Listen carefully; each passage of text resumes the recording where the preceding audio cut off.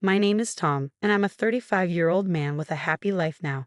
But my past was filled with drama, and I want to share that story. I have a brilliant younger brother named Nick, who was exceptionally smart, always getting perfect scores in elementary school without studying. Our parents had high hopes that he would get into one of the prestigious private middle schools in the state. On the other hand, no matter how hard I studied, I always scored below average and couldn't improve my grades, especially in math where I consistently scored around 50. People often compared us harshly. They would say, "Oh, Nick is so smart. Why is your brother so dumb? If he scores like this in elementary math, he'll be hopeless by middle school." It was painful to hear, especially since I was trying my best. I remember being proud of scoring 70 in social studies, but my mother dismissed it, saying, "How can you say you did well with scores like this? Stop being stupid. If you were trying, you'd definitely get a perfect score. Maybe you should take a lesson from Nick." My brother mocked me too, saying, "You're getting scolded. You're really dumb, bro. Even I can solve these problems. Are you really in 6th grade? Maybe you should start over from 1st grade." My mother was always angry when she saw my test results. I dreaded showing her my papers, but if I didn't, she'd get furious. I resented Nick for his constant mocking and the way our parents spoiled him. He didn't respect me at all and only thought about making fun of me. To me, he wasn't cute at all, and I wished he would disappear. It often felt like I was the one who wasn't needed in our house. Both my mom and dad would say things like it would be better if I wasn't around, which deeply hurt me as a child. When I went to middle school, the studies were hard, but I made some good friends, which brought me some contentment. I particularly grew close to a classmate named Jake. His family lived modestly, and his mom loved him dearly. I envied the warmth in their home. Jake's mom always offered me snacks when I visited, and she treated everyone equally with a smile. This was very different from my parents, who ran a business with my dad as the president and my mom handling the office work. Despite being the son of a president, I never felt loved. Although we were well off, I felt they spent more money on my brother. For instance, during field trips, when the school allowed us to buy snacks up to $3, I received $1. But my brother got $10. He enjoyed being the king, handing out snacks to everyone in class. I realized early on that money isn't everything when it comes to happiness. During the summer vacation of my 3rd year in middle school, I wanted to improve my weak subjects, math and science, by attending a summer course at a tutoring center. I asked my mom for help. "Mom, I need a favor. There's a summer course at the tutoring center by the station. They said you don't have to be a regular student to attend. If you take 5 subjects, you get a discount." "What? A summer course? We don't have money for that. Spending money on you is a waste when we could spend it on Nick," she replied. "Please let me go. I'll study hard." "You're going to drop out of school and work, so you don't need to study. Congratulations, now you're free from your weak subjects." "Wait, what do you mean?" "It means you're going to drop out of school and work for our company. Don't you get it? Spending time and money on high school for you is a waste. Instead, you should work hard." "No, I want to go to high school too." "Hey bro, don't be so selfish. You're making mom upset. You're not that smart anyway, so middle school is good enough for you. You're just a failure, so you should work for us," Nick chimed in. "Nick, you," I was furious and slammed the living room door, retreating to my room. Devastated by what mom said and humiliated by my brother, I couldn't even decide my own future. Tears flowed as I felt growing hatred toward my brother and mistrust toward my parents. In the winter of my 3rd year in middle school, while everyone was studying hard for high school entrance exams, I knew it was too late for me. I just stared blankly at the clouds. "Hey, I heard you're going to drop out and work," a classmate said. "Yeah, my parents want me to join their company." "Well, your dad is the president." "Yeah, but they told me I wasn't worth sending to high school, that it would be a waste of money." "That's tough. I thought about working right away to help my mom. She pushed herself too hard and got sick." "Is your mom okay?" "The doctor told her not to strain herself. Her heart isn't good." "That's terrible, Tom. Don't look so sad. Let's show them what we can do. Some people look down on us for dropping out, so let's prove them wrong. Let's work hard and believe that we'll be rewarded someday." "You're right. Sorry, I shouldn't act like I'm the only one with problems. Everyone has their own struggles. I know it's tough for you too, but don't give up no matter what." "Yeah, I'll keep fighting. You too, Jake. Even though Jake was in a tough situation, he always encouraged me to keep going. He'd encouraged me, and I felt grateful. I had always felt like I was the only one suffering, and it made me a bit ashamed. Determined not to be outdone by Jake, I decided to work harder and stay positive. Maybe someday good things would come my way too. Even though my parents still treated me coldly and spoiled my brother, I decided to ignore it. When I stopped reacting to my brother's annoying comments, he eventually stopped bothering me. He probably thought it was no fun if I didn't respond. In April, I started working at my parents' company as a new middle school graduate. My dad was harsh, treating me like a rag and giving me all the tough tasks. He dumped all the work that other employees used to do on me. When I asked him questions, he'd just yell, "You still don't get it. How many times do I have to teach you, you idiot? No excuses. This is why you're useless. Just finish the job and get back to work." Years passed and I turned 30. Nick graduated from a prestigious private middle and high school and went to a good university, but he didn't look for a job and just stayed home. To me, he was just an unemployed college graduate. "I'm studying to make money with stocks, so I don't need to work," he would say. But hey, there's no guarantee it'll work, right? Nah, with my brains, it'll be a piece of cake. Just stay quiet, bro. My brother continued to laze around at home even after graduating from college, but my parents didn't scold him. They just said, "He'll make it big someday," sounding carefree.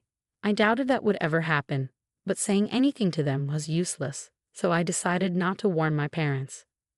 One morning, while I was working at the company, I suddenly heard a crash. Turning to see where the sound came from, I saw my dad had collapsed. "Dad, dear, help. Call an ambulance."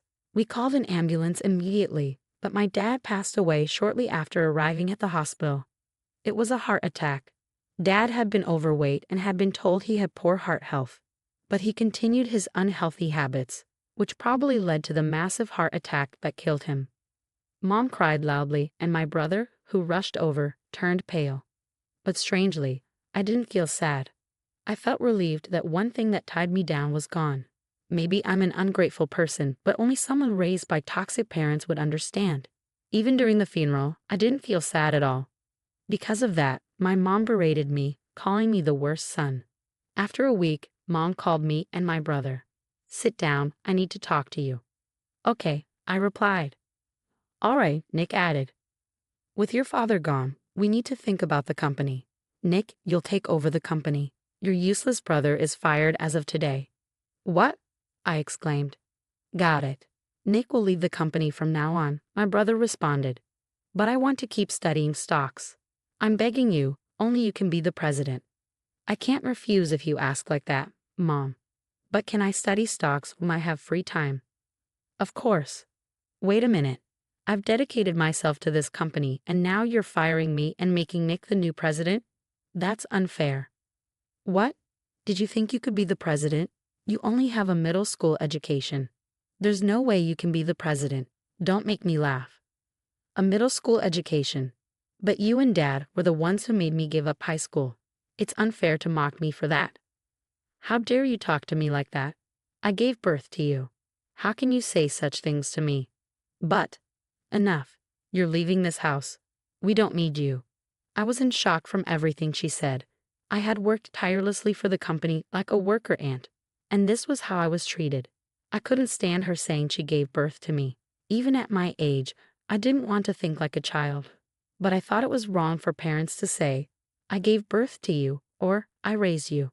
Having children is a form of self-satisfaction, so I didn't like the condescending, "I did this for you" attitude. If I ever have kids, I wouldn't want to say things like that to them. After being told so much by my mom, I decided I would leave the house. I went back to my room, packed my things, and decided to take only the essentials. I had nowhere specific to go, but I figured I could stay at a business hotel while looking for an apartment. Leaving the house, I checked into a nearby business hotel. The space without my mom and brother felt peaceful. There was no one to bother me or say mean things. As I lounged in my room, I thought about my classmate Jake. I wondered how he was doing. I hadn't been in touch for a long time, so I gave him a call. "Hey Jake, how's it going over there?" "Well, the factory I was working at just shut down." "What?" "Actually, my dad passed away, and I got kicked out of the company afterward." "Wait, your dad died?" Yeah, but strangely, I didn't feel sad. Does that make me a bad son? Well, you said your parents always disliked you and treated you unfairly. Maybe it's understandable. So what did you do after getting kicked out?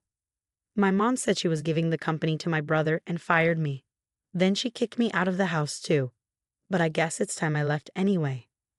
I see. Hey, why don't we start something together? Huh? Let's build something from scratch, our own company. But can we really do that? Yeah, let's do it. So I called Jake to a cafe. We talked about many things there. Jake said that if our company made a big profit, it would really help him out. His mom still wasn't in good health, so he needed to work to support her. Fortunately, I had a decent amount of money saved, so we made plans. First, we secured a place to live. We consulted a lawyer Jake knew and got everything in order. We worked quickly, and soon our company was established. Our company was right across the street from my family's company with a big flashy sign. My mom and brother were shocked to see me entering and exiting the building. Are you the one renting this place? Yeah, that's right. But isn't the rent here really high? We have raised enough funds so we can afford it. How did you get the money? From YouTube. I posted stories about toxic parents and they got a lot of views. Wait, are you talking about me? Maybe. This huge sign and this place were featured in an interview before the industry. Yeah, it's a comics publishing company. I knew it. I'm not good at writing or drawing, but I'm confident in coming up with ideas. I always loved comics as a kid and wanted to be a comics artist, but my drawing skills were terrible. Then I thought about becoming a novelist, but I didn't have a knack for writing either. No matter how hard I tried, my writing was at an elementary school level, but I was good at coming up with ideas. I was always the one coming up with ideas for drama class. I wanted to pursue a creative career and go to an art school, but I had to drop out of middle school and gave up. But I realized that an academic background doesn't matter. My favorite YouTuber, who does illustrations, also dropped out of middle school, so I knew it was possible even without a diploma. However, I didn't want to become a YouTuber myself, so I posted scandalous content just to raise funds, and it got some traction. There were troll comments and condescending remarks, but I thought they must have a lot of free time. Thanks for watching. I kept posting. With the funds I earned, I started a comics publishing company. Even though my company was a comics publisher, it was different from boys' or girls' comics. We specialized in what are called ladies' comics, which are popular among housewives. Usually, women would come up with the stories or the writers would create them from scratch. But most of our works were based on my ideas. When it got out that a man was coming up with these dramatic, female-oriented storylines, it attracted media attention. Although I didn't show my face, the company quickly became famous. Our debut hit, Abandoned by Toxic Parents, Jessica's Revenge was a huge success. The story began with the protagonist Jessica working after dropping out of middle school and being exploited by her parents. It resonated deeply with readers. You're the president of this company, so you were behind those weird comics? My brother Nick asked. Yeah, they're my passionate creations. You jerk, you made me the evil sister character. I never said the character was based on you. It's not defamation or slander. Don't play dumb. Anyone who sees it can tell it's me. I didn't make it that obvious, so no one knows it's you. Besides, shouldn't you be the one worrying about being sued for defamation and slander? What do you mean? Thanks for leaving those hateful comments on my YouTube channel with your real name. I've already filed a disclosure request. Wait, please. I'm glad I have a lawyer friend thanks to Jake. Friends are invaluable. No way. What will happen to me? I don't know. You'll probably be held accountable. That's all I know. My brother didn't know it was my channel and would smugly leave comments using offensive language and saying things like, "The uploader is an idiot." I was going to ignore it, but I decided to teach him a lesson and file the disclosure request. People who think they can do whatever they want in an anonymous world are in the wrong. My brother turned pale and started trembling. I thought he might even wet himself, and I couldn't help but smile. Well, I have a meeting with a comics artist, so I'll get going. Wait. See you. I have to go make even more money. I'm so busy. I ignored my mother and went into the office. Jake and I had a meeting with a comics artist. She was a new artist but was great at drawing dramatic scenes, so I suggested the idea for her next project. Tom, you're really good at coming up with ideas. I struggle with that, so I look up to you. But I can't draw or write well, so I rely on the comics artists. Even the YouTube content was outsourced to writers. That channel really got a lot of attention. People love dramatic stories, huh?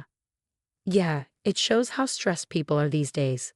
Those who love dramatic stories might be dealing with stress in their personal lives. It's our job to help them release that stress. Modern life is definitely stressful. Jake, you've been a big help. You're great at catching details and spotting typos quickly. Well, I did work at a printing factory. I'm a big picture person, so I'm not good with details. That's why I'm not great at spotting typos. But Jake makes up for that. Since Jake used to work at a printing factory, he's really good at finding typos and mistakes. So far, we haven't had any misprints. If we did, it would have been a disservice to our readers. Our publishing house is still small, so to build trust, we need to accumulate a track record steadily. That's why we put a lot of care into our work, making sure there are no mistakes in our comics. Since then, my brother had to face the consequences. He was fined for both defamation and slander. The amount wasn't significant, but my brother couldn't pay and begged for forgiveness on his knees. That idiot lost a lot of money in failed stock investments. I had no intention of forgiving him, so I told him if begging worked, we wouldn't need the police or lawyers. Eventually, our family company went bankrupt. It was because my brother used the company's funds for his stock investments. If he hadn't done such stupid things, this wouldn't have happened. But I had no obligation to help him anymore. I decided to live as if I had no family. But at 33, I had a significant encounter. I was looking for new comics artists, and a 28-year-old woman came to us. She had sent her work to various publishers, but hadn't received any responses. She had felt uneasy about creating dramatic ladies' comics, but after reading our works, she wanted to give it a try. Our works weren't just about revenge. The key point was that the protagonist ended up happy. It was essentially a Cinderella story, and these types of comics were becoming popular. I didn't watch much drama, but I heard that Korean dramas often followed this pattern. Korean cosmetics, idols, and dramas were trending among women in their 20s. So I started studying Korean dramas. They turned out to be quite useful, and I came up with the idea for the ugly duckling who became a princess after plastic surgery ***. Since Korean cosmetic surgery and makeup are famous, having the protagonist transform in Korea worked well. Yeah, I thought it would be interesting if everyone treated her differently when she returned to the States. I want a scene where everyone turns to look at her, I explained to Emily, the artist. I see she becomes so beautiful that people do a double take. At the beginning, she should be portrayed as terribly ugly to the point of being pitiable. But her personality is kind and good-hearted, Emily suggested. Understood. The bullies should be average-looking, not ugly, but not particularly pretty either. Oh, and the protagonist should also have liposuction, I added.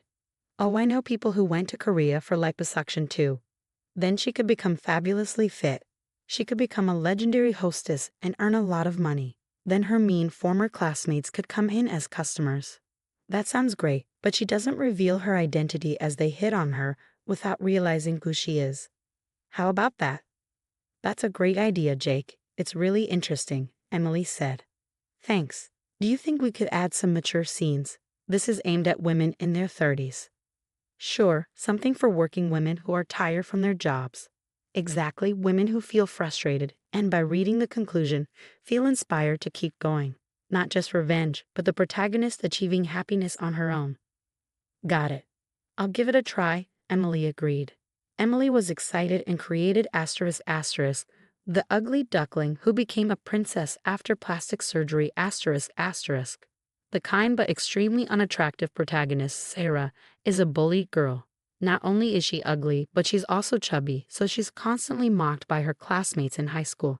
She is despised by the boys, and when she confesses her love to a boy by writing a letter, he throws it away. Devastated, Sarah works hard and travels to Korea alone.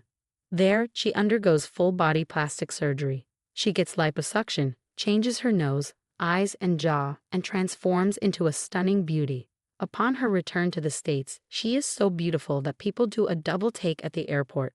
Sarah leverages her beauty to become the top hostess. In no time, she has interactions with her former classmates and eventually meets her true love. The comic became a bestseller, and our small publishing company grew significantly. Eventually, the comic was adapted into a TV drama with a famous actress playing Sarah. They used special effects to depict her ugly face and her beautiful hostess face.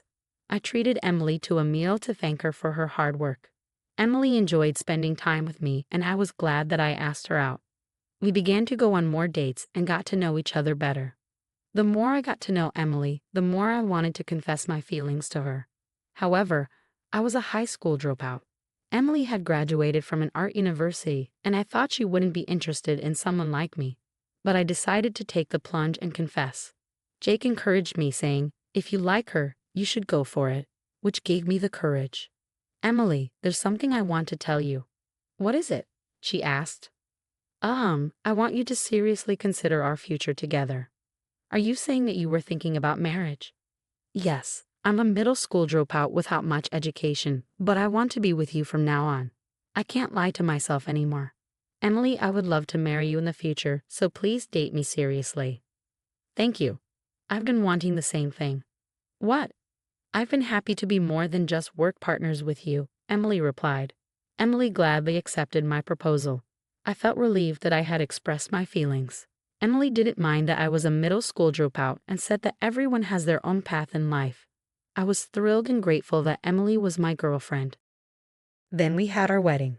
I was 34 at the time. My parents and brother didn't come to the wedding, but Jake, my business partner and good friend, celebrated with us, and so did our employees. Most importantly, I was happy to be accepted by Emily's parents. Even after marrying me, Emily continued to work hard as a comics artist. Though she struggled with coming up with ideas, her artwork was excellent. She drew captivating images, and I thought she had immense talent. Many works were created with my story ideas and Emily's drawings. Jake also managed other artists and nurtured many of them. Our company grew steadily and became well known in the ladies' comics market. Just before my 35th birthday, Emily seemed unwell. I thought it might have been something she ate. But then she said, "Actually, I've been told I'm expecting." "What? We're having a baby. You're going to be a father." "Me? A father?" "Yes, you're going to be a dad." "I'm so happy. That's amazing," I said, overwhelmed with emotion. I lifted Emily up and put my ear to her stomach. I couldn't hear anything yet, but I imagined the baby growing and moving inside her. I was excited to meet our child and looked forward to it every day. When I was 35, Emily went into labor. Emily gave her all and delivered a healthy baby boy. I couldn't believe such a beautiful little being existed, and I held him with tears streaming down my face. From now on, my life wasn't just my own anymore. I had to live my best for my wife, Emily, and our son. No matter what hardships came our way, I knew I could endure them for their sake. This was my determination as a man and my pride as a father. Even though I grew up with toxic parents, I worried whether I could truly show love to my child. But I think I'm doing okay. Taking care of a child is definitely challenging, but watching him grow each day fills me with love. I never understood why my parents treated my brother and me so differently. Sure, my brother was smarter and more charming, and they probably found him more likable. But even if we have another child, I know I could never abandon one over the other, even if one seemed less capable. I'll use my parents as an example of what not to do and strive to be the best parent I can be. Since we both work, Emily and I plan to support each other in raising our child. Jake also found a girlfriend and are planning to get married soon. I hope for a world where those who endure hardships are eventually rewarded.